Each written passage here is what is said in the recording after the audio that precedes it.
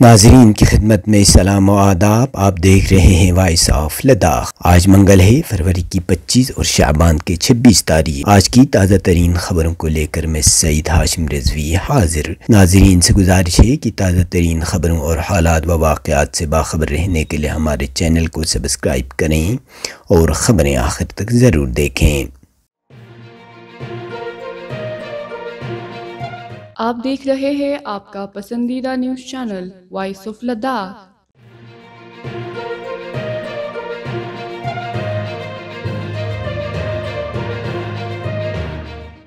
لداخ میں daily rated workers کے دیرینہ مسائل کے حل اور ان کے فلاح و بہبودی کے لیے کیے گئے اقدامات پر ہل کونسل کرگل کے چیئرمین ڈاکٹر جعفر آخون اور ہل کونسل لیہ کے سربراہ ایڈوکیٹ ٹاشی گیلسن نے اطمینان کا اظہار کرتے ہوئے یوٹی انتظامیہ اور مرکزی حکومت کا شکریہ ادا کیا ہے۔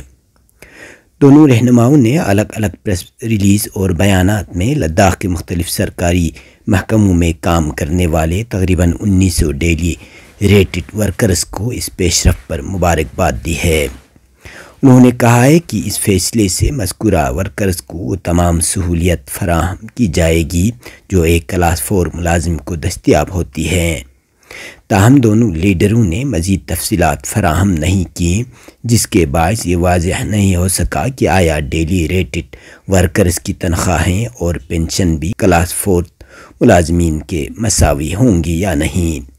دریں اثنا ڈیلی ویجر ملازمین یونین لیہ نے ایک پریس کانفرنس میں اس کامیاب اقدام پر سی لیہ ایڈوکیٹ ٹاشی گیلسن، یوٹی انتظامیہ اور مرکزی حکومت کا شکریہ ادا کیا۔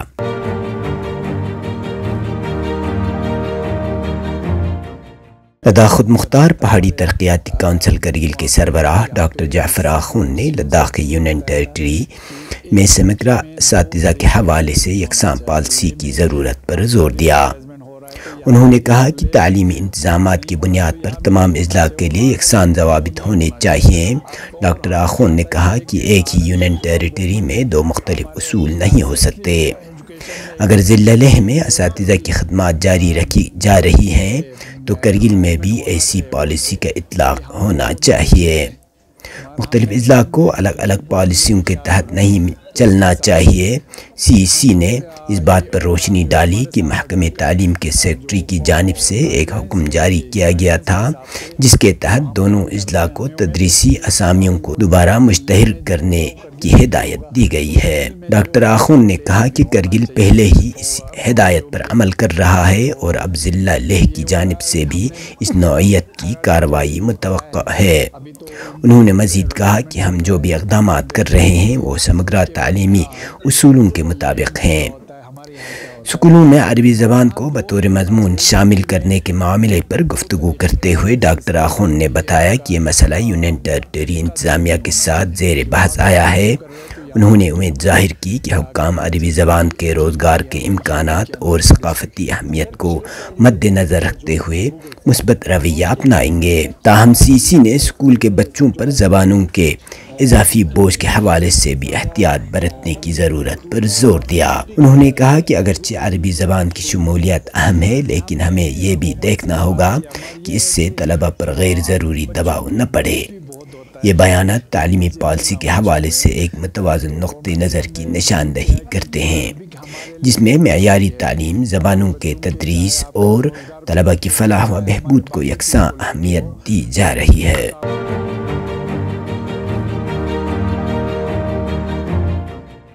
امام خمینی میموریل ٹرسٹ کرگل کے ذیلی شاخ جو اسلامی جمہوریہ ایران کے مقدس شہر قم میں واقع ہے نے حافظ کل قرآن حجت الاسلام شیخ ابراہیم خلیلی کے اعزاز میں ایک پروقار تقریب کا انعقاد کیا۔ اس موقع پر IKMT کے مسئولین اور مذہبی شخصیات نے انہیں مکمل قرآن کریم حفظ کرنے پر مبارکباد اور تہنیت پیش کی۔ تقریب سے خطاب کرتے ہوئے شیخ ابراہیم خلیلی نے حفظ قرآن کی اہمیت پر روشنی ڈالتے ہوئے کہا کہ انہیں قرآن کریم حفظ کرنے کا شوق مشہد مقدس میں دوران تعلیم حرم مطہر امام رضا علیہ السلام میں منعقدہ مسابقہ قرآن سے ہوا۔ بعد ازاں انہوں نے حفظ قرآن کے خصوصی کورس میں شمولیت اختیار کی اور محض 1 سال میں مکمل قرآن کریم حفظ کر لیا۔ شیخ خلیلی نے مزید وضاحت کی کہ حفظ قرآن کے 3 خصوصی کورس ہوتے ہیں جن کی مدت بالترتیب 1 سال، 3 سال اور 5 سال پر مشتمل ہوتی ہے۔ اگرچہ 1 سالہ کورس مکمل حفظ قرآن کے لیے ہوتا ہے، تاہم اس کے بعد بھی 3 سال تک تلاوت قرآن اور حفظ کو مستحکم کرنا ضروری ہوتا ہے۔ انہوں نے اس امر پر زور دیا کہ کم عمری میں قرآن کریم حفظ کرنا نسبتاً آسان ہوتا ہے اور والدین کو چاہیے کہ وہ بچوں کی اس سمت میں رہنمائی کریں۔ اس پروقار تقریب میں آغا سید علی موسوی، شیخ گلزار نظام الدین، شیخ مہدی فدائی اور دیگر اہم شخصیات نے شرکت کی۔ یاد رہے کہ شیخ ابراہیم خلیلی کرگل کے پہلے مکمل حافظ قرآن ہیں جن کی اس کامیابی کو علمی و دینی حلقوں میں بے حد سراہا جا رہا ہے۔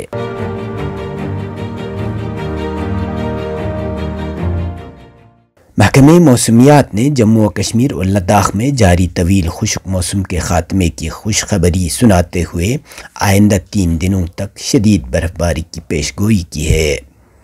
تازہ ترین موسم سسٹم کے تحت 25 سے 28 فروری کے دوران وسیع پیمانے پر برف باری متوقع ہے جس سے سردی کی شدت میں اضافے کا امکان ہے۔ محکمہ موسمیات کے مطابق ایک تازہ اور فعال ویسٹرن ڈسٹربنس مغربی ہواؤں کا دباؤ خطے کے موسم کو متاثر کر رہا ہے جس کے باعث پیر سے برف باری شروع ہونے کی توقع ہے۔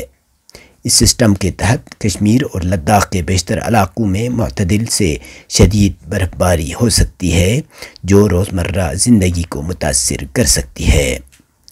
لداخ کے محکمہ موسمیات کے ڈائریکٹر سونم لوٹس کے مطابق زوجلا، مینا مرگ، دراس، سروویلی اور زنسکار میں شدید برف باری کا امکان ہے، جبکہ خرزونگلا سمیت لیہ کے کئی بلند پہاڑی علاقوں میں بھی برف باری متوقع ہے۔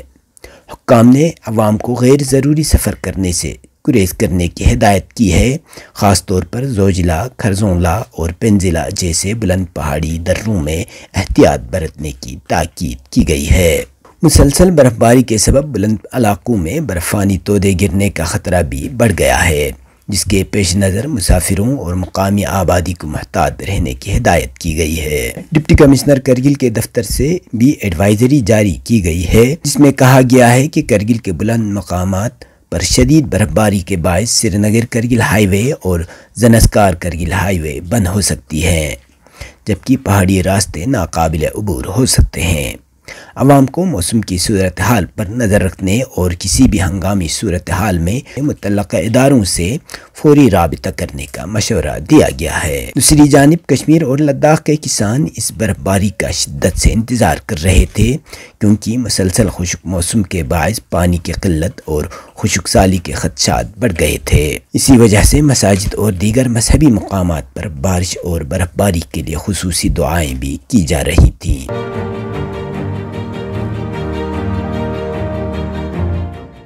گزشتہ 24 گھنٹوں کے دوران مدلہ ابر آلود رہا۔ اس دوران کرگل شہر میں درجہ حرارت کم سے کم -7.8 ڈگری سینٹی گریڈ درج کیا گیا۔ لیہ میں درجہ حرارت -9.1 ڈگری سینٹی گریڈ، زنسکار میں -16.9 جبکہ دراس میں -16.1 ڈگری سینٹی گریڈ درج کیا گیا۔ اب پیش ہے قومی اور بین الاقوامی خبریں۔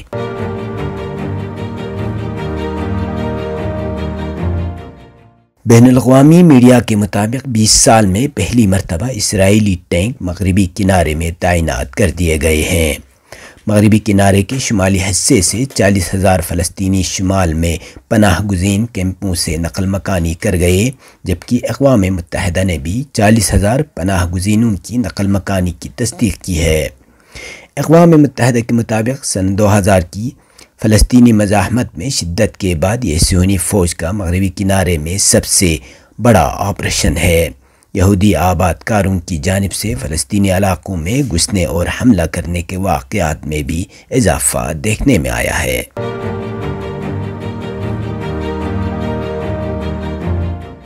اسلامی جمہوریہ ایران کے میجر جنرل غلام علی رشید نے ذوالفقار فوجی مشقوں کے کمانڈروں سے خطاب کرتے ہوئے کہا کہ ہر سال اوسطاً 30 فوجی مشقیں ایران کے مختلف علاقوں میں منعقد ہوتی ہیں اور اس کے علاوہ 10 خصوصی ٹریننگ کا سلسلہ ہوتا ہے جس کا اعلان تک نہیں کیا جاتا۔ انہوں نے کہا کہ فوج اور سپاہ پاسداران نے گزشتہ 6 مہینے کے دوران 27 فوجی مشقیں کی ہیں، جن میں سے بہت سی مشقوں کو منظر عام پر لایا نہیں گیا۔ میجر جنرل رشید نے کہا کہ فوجی کمانڈروں کو بتایا گیا ہے کہ ایران کی فوجی طاقت کا ایک مختصر حصہ دکھایا جائے اور باقی حصے مکمل طور پر خفیہ رہیں۔ انہوں نے کہا کہ ہمارے دشمنوں نے گزشتہ 4 دہائیوں سے ہمارے عوام کے اتحاد کو سمجھا ہی نہیں، جس کے نتیجے میں ان کے اندازے ہمیشہ غلط نکلے۔ خاتم الانبیاء صلی اللہ علیہ وآلہ وسلم مرکزی فوجی کمان کے کمانڈر نے بتایا کہ صہیونی حکومت پچھلے 4 مہینوں سے ایران کی طاقت کا بھی غلط اندازہ لگاتی آ رہی ہے اور اسی غلط اندازوں کی بنیاد پر امریکہ، یورپ اور علاقے کے بعض ممالک کو فریب دینا چاہتی ہے۔ انہوں نے کہا کہ صہیونیوں نے اپنی 70 سالہ ناجائز اور جارحیت پر مبنی زندگی میں ہمیشہ دنیا کو اپنی جھوٹی طاقت سے مرغوب کرنے کی کوشش کی اور آج اسی جھوٹ کا پردہ فاش ہونے کے خوف سے اس ناجائز حکومت کو اپنے وجود کی جانب سے خطرہ لاحق ہو گیا ہے۔ میجر جنرل غلام رشید نے صہیونی حکومت اور امریکہ کو خبردار کیا کہ اگر کسی غلطی کا ارتکاب کرتے ہوئے ایرانی عوام کے مفادات کو نقصان پہنچانے کی کوشش کی گئی تو ایران کی مسلح افواج کا جواب تباہ کن اور فیصلہ کن ہوگا، اور جس جگہ سے حملہ ہوا اور اس جگہ سے صہیونی حکومت کی حمایت کی جائے گی، ان سب کو تباہ کر دیا جائے گا۔ یہ تھے اب تک کی خبریں، اسی کے ساتھ مجھے اور میرے ساتھیوں کو دیجیے اجازت۔ اللہ حافظ۔